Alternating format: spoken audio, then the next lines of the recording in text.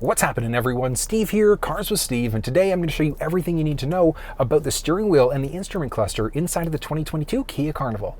Going to be going through all the different options there, how each button works, and what each one does. But let's dive into it, have a little bit of fun, and see what's going on with inside of the steering wheel.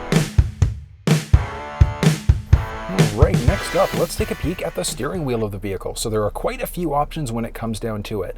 But let's start off looking along the left-hand side here first. So this is going to be our voice command prompt. So we've got the option of changing songs, radio stations, making phone calls, things like that, using our voice.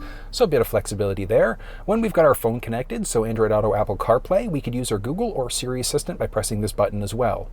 Along the other side, so we've got our mode button, and that's going to let us change between AM, FM, Sirius XM, etc. It's all in how we have it set up in that middle screen. So on that media screen there, we've got our volume rocker there, so we can easily adjust as well. We can move between presets, or we can literally press and hold in order to be able to seek that way as well. So we've got a little bit of flexibility as to how we actually search for songs.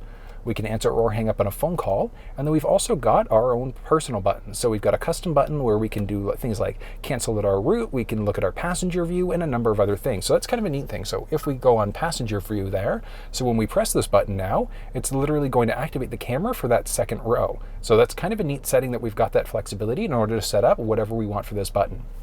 Looking along the right-hand side. So we've got a little bit of flexibility there as well. So very first buttons will actually look along the side first and foremost. So this is going to be for our adaptive cruise control system, so our smart cruise. So literally going to be a set it and forget it cruise. So you set it at, let's say, 100 kilometers an hour. If the car in front of you slows down, yours will automatically slow down. If it gets out of the way, picks up speed, yours will resume your set speed again. So you've got some flexibility there. This is going to be distance indicator, so how close or how far are we away from the vehicle that's in front of us. We've also got our lane centering button, so our lane follow, which is kind of a neat one. So what this one's going to do is it's literally going to keep us in our lane as well as we drive. So it's kind of a neat one because we do have a button along our left-hand side there, which is going to give us the option of just having a basic lane keeping system, which will gently nudge us into our lane. But this is the lane keeping system on steroids. So that's literally going to keep us in our lane, keeping us centered as we drive. We can increase or decrease as well. So we've got our options. So once we've got our set speed, we can either increase or decrease there.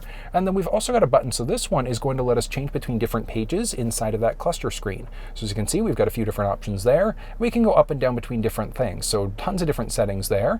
Our attention level is an interesting one because as we start to veer over into a lane without signaling, it's literally going to kick us down a notch each time. Once we get too many notifications, it's going to let us know that we should probably take a break. We can reset that one simply as well. And then we can press the pages button along the top in order to jump between different pages. So we've got our drive info, which we've got a rocker here. So that rocker on the left-hand side is going to let us jump up and down between screens. But that same rocker, if we press and hold it, it's going to reset our timer info as well. So it's going to reset it, so refueling, things like that. We've got our digital speedometer along the bottom, and we've got our kilometers per hour there. Moving out to the side, we do have our compass, and that's one of the cool things because if we do have a route going, our route guidance will also show up on that side. Pressing the pages again, we've got our tire pressure display, and same idea, we have to drive in order to be able to have that setting going. But it is nice to know that we've got that option. Now we do also have some other settings, so if we press and hold OK in the middle there now, it's going to hot press in order to get us into some driver assistance settings. We'll get into that screen in just a moment. But finishing off on the steering wheel there, so we've got a few different options as to what's actually going to show up inside of the screen itself. But I love the digital view that's going to be standard inside of this vehicle.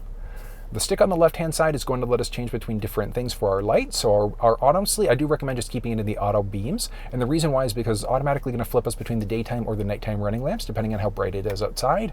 And then we can easily turn our fog lamps on or off there as well. Along the other stick, this is going to be for our windshield wipers, so we can twist the very end of the stick there in order to be able to turn on our rear wiper. And then the next one is going to be for the front wiper, so we can adjust speed and things like that.